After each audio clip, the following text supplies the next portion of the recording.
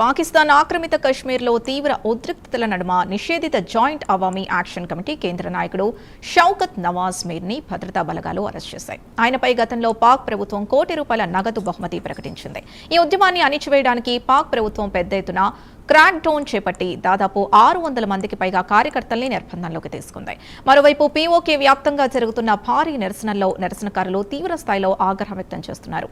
తాము పాకిస్తాన్లో భాగం కాదని, తమకు పాకిస్తాన్ అవసరం లేదని బహిరంగంగా ప్రకటించడం అంతర్జాతీయంగా సంచలనం సృష్టిస్తోంది.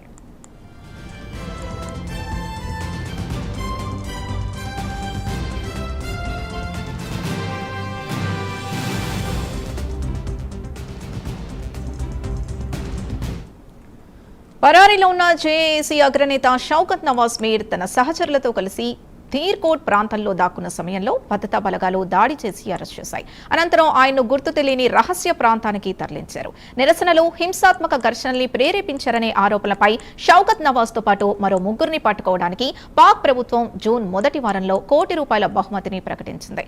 పాక్ ప్రభుత్వం ఈ జేఏఏసీపై ఉగ్రవాద వ్యతిరేక చట్టాల కింద నిషేధం విధించి దేశద్రోహం కేసులో నమోదు చేసింది.